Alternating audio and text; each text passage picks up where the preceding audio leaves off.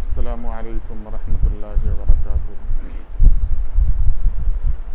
अल्हम्दुलिल्लाहि नहमदुहु व नस्तईनुहु व नस्तगफिरुहु व नु'मिनु बिही व नतवक्कलु अलैहि व नऊज़ु बिल्लाहि मिन शुरूरि अनफुसिना व मिन सय्यिआति अमालिना।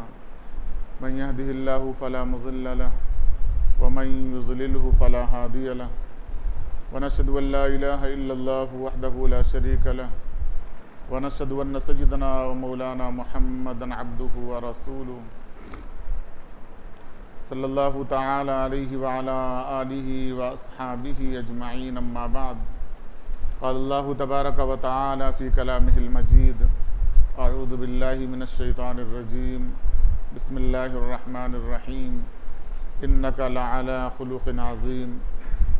क़ाल अन्नबिय्यु सल्लल्लाहु अलैहि वसल्लम, मन सलिमल मुस्लिमून मिन लिसानिही व यदिही, औ कमा क़ाल अलैहिस्सलातु वस्सलाम। सदक़ल्लाहुल अज़ीम व सदक़ रसूलुहुन नबियुल करीम व नहनु अला ज़ालिका लमिनश शाहिदीन वश्शाकिरीन वल्हम्दुलिल्लाहि रब्बिल आलमीन। रब्बि इश्रह ली सदरी व यस्सिर ली अमरी वहलुल उक़दतम मिन लिसानी यफ़क़हू क़ौली। आमीन बिरहमतिका या अरहमर राहिमीन वल्हम्दुलिल्लाहि रब्बिल आलमीन। हज़रात सामईन, अल्लाह जल्ल शानुहु का लाख लाख शुक्र और एहसान कि अल्लाह जल्ल शानुहु ने ईमान की दौलत से नवाजा और जनाब रसूल करीम सल्लल्लाहु अलैहि वसल्लम की उम्मत के अंदर पैदा फरमाया। और नबी करीम सल्लल्लाहु अलैहि वसल्लम का लाख लाख शुक्र और एहसान कि आप सल्लल्लाहु अलैहि वसल्लम ने दीन की बातों को हम तक पहुँचाया।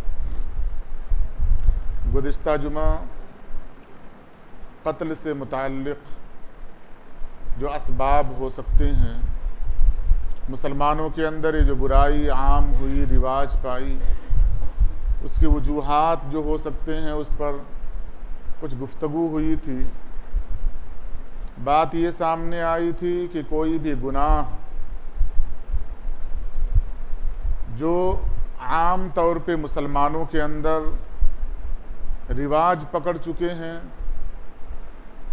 हराम तक इर्तिकाब करने वाली जो मुस्लिम कौम हो चुकी है, उसकी सबसे बड़ी वजह है नफ़रत, मोहब्बत की कमी। और इस तरफ रहनुमाई की गई थी कि सबसे अच्छा मोमिन जो अल्लाह के नज़दीक जिसका मकाम बड़ा आला होता है, नबी करीम सल्लल्लाहु अलैहि वसल्लम ने फरमाया वो मोमिन वो है जो दूसरे मोमिन से मोहब्बत रखता हो। और आखिर में इस बात की तरफ रहनुमाई की गई थी कि अगर सलाम को आम कर लिया जाए तो आपस में मोहब्बत पैदा हो जाएगी, नफ़रत का ख़ात्मा हो जाएगा। कुरान करीम की एक आयत और गुज़िश्ता जुमा जो बयान किया गया था उसी मौजू से मुताल्लिक़ हदीस का तज़किरा मैंने खुतबे के दरमियान किया है, उसी के ख़ात्मे तक पहुँचने की कोशिश करूँगा। अल्लाह के नबी सल्लल्लाहु अलैहि वसल्लम को अल्लाह तबारक व तआला ने दुनिया के अंदर आखिरी नबी और रसूल बनाकर भेजा। 40 साल ज़िंदगी मक्का के अंदर गुजारी, फिर नबूवत का ऐलान किया और मक्का वालों के सामने अपने सच्चा होने की जो दलील पेश की कि मैंने 40 साल ज़िंदगी तुम्हारे दरमियान गुजारी है, क्या तुमने उस ज़िंदगी को देखा नहीं? मैंने किसी को धोखा नहीं दिया, किसी के साथ बुरा सलूक नहीं किया, किसी के ऊपर इल्ज़ाम नहीं लगाया। जब इतने अखलाक थे, इतनी आदतें थी अच्छी अच्छी, तो क्या अब 40 साल ज़िंदगी गुजारने के बाद मैं अल्लाह के ऊपर झूठ बोलूँगा? पूरी 40 साल ज़िंदगी को पेश किया है अपने सच्चाई की दलील के लिए। अल्लाह तबारक व तआला ने नबी करीम सल्लल्लाहु अलैहि वसल्लम का तारुफ और नबी करीम सल्लल्लाहु अलैहि वसल्लम के आदात का तस्करा कुरान करीम में किया कि हमने आपको आला अखलाक अता फरमाया। हज़रत जाफ़र इब्न तैयार रदी अल्लाह ताला अन्हु, जो आपके चचाजाद भाई हैं, इस्लाम कबूल करने के बाद जब मक्का के अंदर जुल्म होने लगा, सताया जाने लगा, तो एक जमात ने हिजरत की हबशा की जानिब, उसमें हज़रत जाफ़र रदी अल्लाह ताला अन्हु भी थे। जब मक्का वालों को मालूम हुआ तो मक्का वालों ने भी अपना वफ्द भेजा, चंद लोगों को भेजा कि वहाँ से बुला के लाओ। दरअसल दुश्मनी जो होती है वो दुश्मनी उस वक्त तक ठंडी नहीं होती, वो गुस्सा उस वक्त ख़त्म नहीं होता। जिससे दुश्मनी हो वो परेशान हाल हो, गुस्सा ख़त्म हो जाता है। वो सुकून में हो, आदमी का गुस्सा ख़त्म नहीं होता। मक्का वालों को पता चला कि हबशा के अंदर मुसलमान बहुत सुकून से ज़िंदगी गुजार रहे हैं। एक वफ्द भेज दिया और कहा कि नजाशी से जाकर कहना कि ये हमारे ग़ुलाम हैं, इन्होंने दूसरा दीन कबूल कर लिया है, बद्दीन हो गए हैं, भाग कर यहाँ आए हैं, लिहाजा हमारे हवाले कर दो।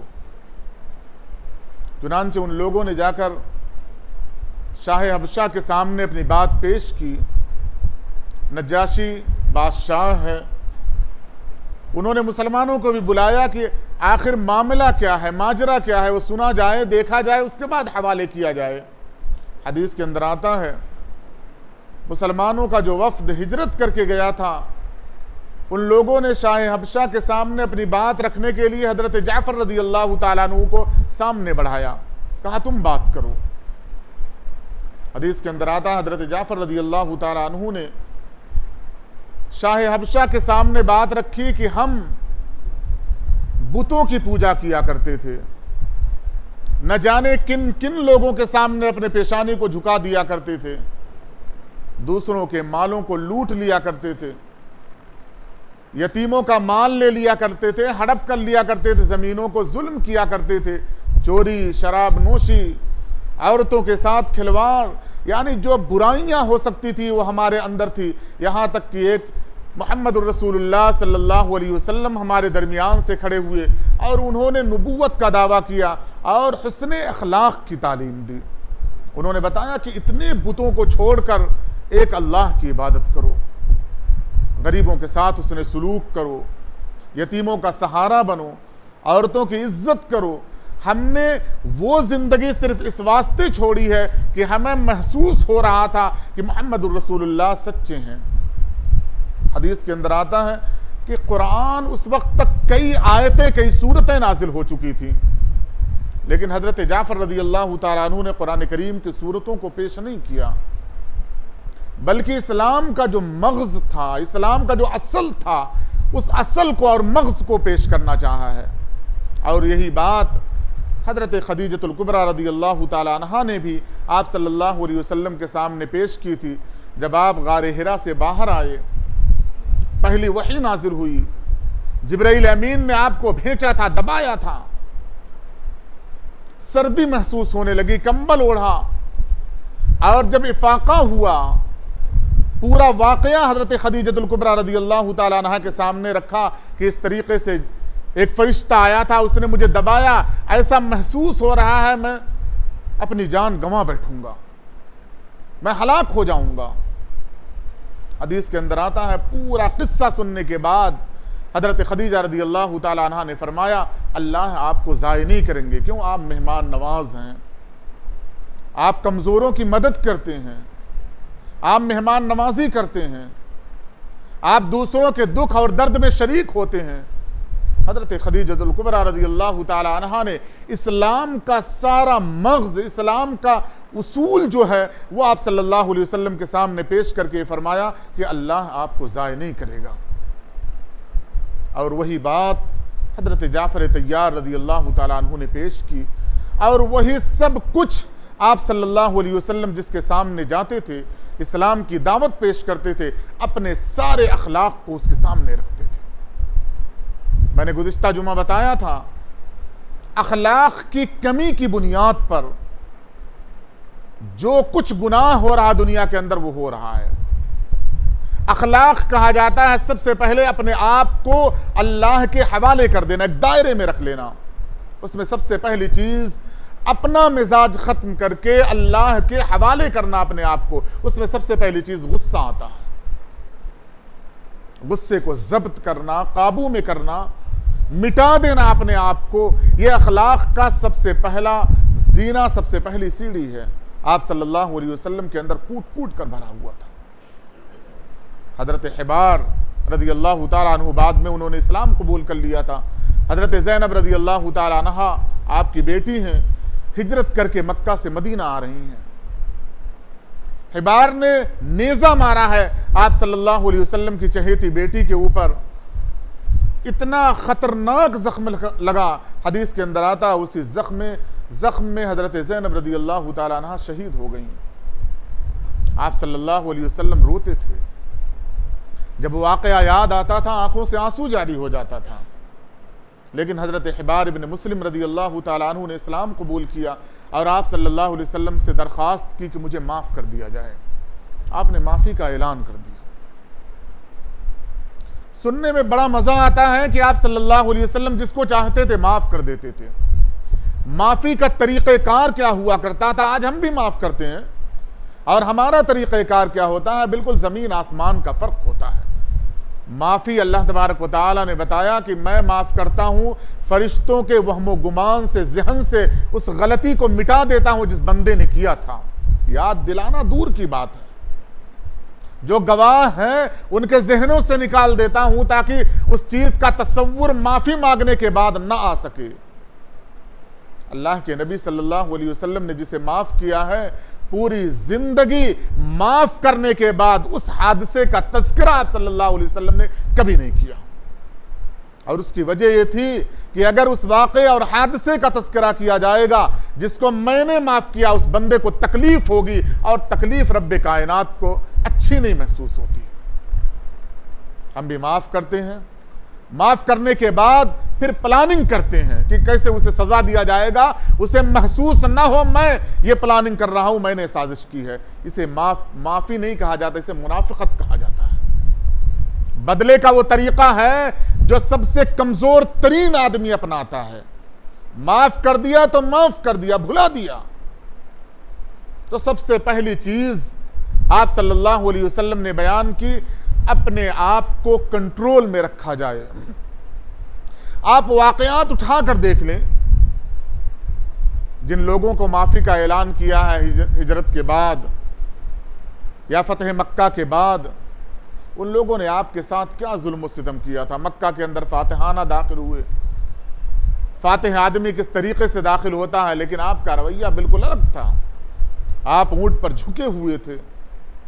आपने एक हीले और बहाने की बुनियाद पर मक्का वालों के अंदर ऐलान किया था कि अपना दरवाजा बंद कर लो, खिड़की बंद कर दो, माफ। अबू सुफियान के घर में कोई चला जाए, माफ। आप सल्लल्लाहु अलैहि वसल्लम के अखलाक का वो तज़किरा जो हजरत जाफर तैयार या हजरत खदीजा रदी अल्लाह ताला अन्हुमा ने फरमाया था, उसमें से एक था आप गरीबों की मदद करते हैं। आप हदीस और कुरान का ज़ख़ीरा उठाकर देखें, आपने गुर्बत को पसंद किया था लेकिन गरीबी को उम्मत के लिए पसंद नहीं किया था। आपके पास कुछ भी नहीं होता था। आप सीरत की किताबें उठाकर देखें, कई कई दिन चूल्हे नहीं जलते थे, पकी हुई चीज़ खाने को मुयस्सर नहीं होती थी। जिसके पास कुछ ना हो वो क्या देगा किसी को। लेकिन उसके बावजूद हदीस के वाक़यात भरे पड़े हैं कि आप फयाज थे, सखी थे, दरिया दिल थे। कोई ऐसा आदमी, कोई ऐसा इंसान जो अपनी हाजत को लेकर नबी सल्लल्लाहु अलैहि वसल्लम के पास आए उसकी हाजत पूरी ना हो, कभी ऐसा हुआ ही नहीं था। हजरत उमर इब्न खत्ताब रज़ी अल्लाह ताला अन्हु फरमाते हैं कि एक शख्स ने अपनी हाजत का तज़किरा किया। आप सल्लल्लाहु अलैहि वसल्लम ने हजरत अबू बकर को भेजा, फुला यहूदी के पास जाओ, उससे उधार माल मांग के लाओ, उधार बदल, और उस शख्स की हाजत को पूरी करो। और उसी वाक़े के अंदर उस यहूदी ने वक्त से पहले आप सल्लल्लाहु अलैहि वसल्लम को पकड़ लिया और कहा कि मोहम्मद तुमने हमारे ऊपर बहुत जुल्म किया है, उधार माल ले लिया और उसका बदल अब तक अदा नहीं किया है। पकड़ लिया हज़रत उमर इब्न ख़त्ताब रज़ियल्लाहु ताला अन्हु को मालूम हुआ, तलवार निकाल ली। आप सल्लल्लाहु अलैहि वसल्लम ने फरमाया, उमर तलवार अंदर रखो, इस शख्स का एहसान है मेरे ऊपर, ये मोहसिन है, इसने उधार और बदल के तौर पर मुझे माल दिया था, वक्त से पहले मांग रहा है, लेकिन मैं इसका कर्जदार हूं।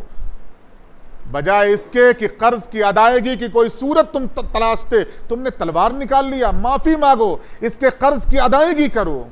यह अखलाक है। आप सल्लल्लाहु अलैहि वसल्लम की तालीमात कुरान और हदीस में यूं छपी छपाई या लिखी लिखाई सिर्फ इस वास्ते नहीं रखी गई है कि आप सल्लल्लाहु अलैहि वसल्लम का अमल था, सहाबा का अमल था, अब हमें अमल करने की जरूरत नहीं है।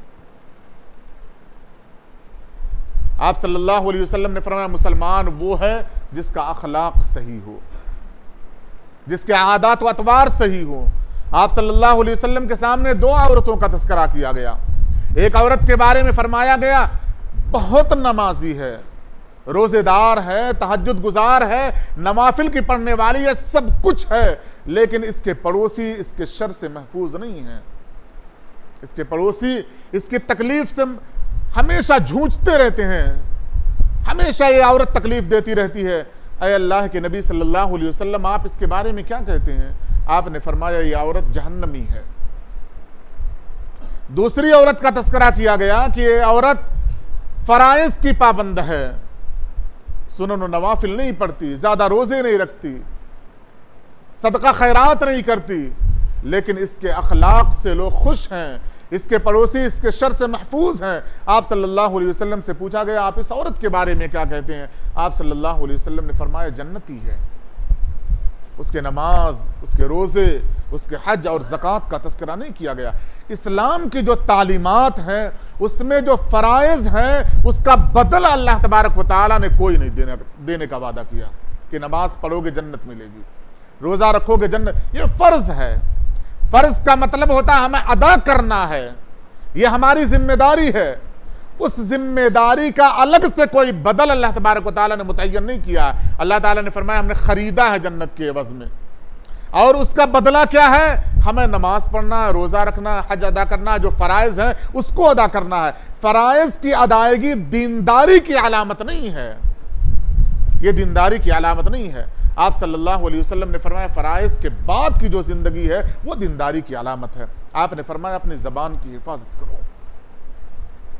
आपने फरमाया, अपनी जबान की हिफाजत करो, और उस जबान में जो अखलाक की तालीम दी आप सल्लल्लाहु अलैहि वसल्लम ने फरमाया, जिसने अपने जबान के बारे में मुझसे कहा कि मैं जबान को कंट्रोल कर लूंगा, मैं उसके जन्नत की जमानत लेता हूं, और उसने जबान की हिफाजत का वादा कर लिया, मैं उसके जन्नत का वादा करता हूं।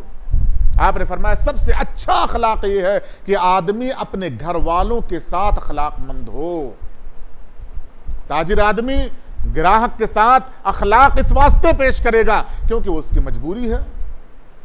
दोस्तों के साथ अखलाक इस वास्ते अच्छा बनाएगा, उसकी मजबूरी है कि ताकि तारीफ किया जाए। लेकिन बच्चों के साथ अखलाक, बीवी के साथ अखलाक, अपने मातहतीन के साथ अखलाक अगर अच्छा होगा तो ये उसकी मजबूरी नहीं है, ये उसकी आदत है। आप सल्लल्लाहु अलैहि वसल्लम ने फरमाया, जो अपने अहलो अयाल के साथ अखलाकमंद हो वो सबसे अच्छा है, और मैं अपने अहलो अयाल से अच्छा अखलाक पेश करता हूँ। हज़रत आयशा सिद्दीक़ा रज़ियल्लाहु ताला अन्हा फरमाती हैं कि जब आप सल्लल्लाहु अलैहि वसल्लम आते थे घर के अंदर, कभी जहाज से वापस आ रहे हैं, कभी सफ़र से वापस आ रहे हैं, कभी थक हार कर वापस आ रहे हैं, कभी मक्का के अंदर, मदीना के अंदर यहूदियों के मजालिम से, यहूदियों के ताने से, मुनाफिकीन के साजिशों से तंग होकर अंदर आ रहे हैं। आप सल्लल्लाहु अलैहि वसल्लम के बारे में हज़रत आयशा फरमाती हैं, जब भी आप सल्लल्लाहु अलैहि वसल्लम आते, अस्सलामु अलैकुम कह के मुस्कुरा कर दाखिल होते थे, और अंदर आने के बाद मैं जिस काम में मशगूल होती थी उस काम में आप सल्लल्लाहु अलैहि वसल्लम हाथ बटाते थे। यहां तक हज़रत आयशा सिद्दीक़ा रज़ियल्लाहु ताला अन्हा ने फरमाया, बाज़ औक़ात मैं आटा गूंदती थी, बर्तन मेरे हाथ से ले लेते थे आप सल्लल्लाहु अलैहि वसल्लम, और उस आटे को गूंदने लगते थे।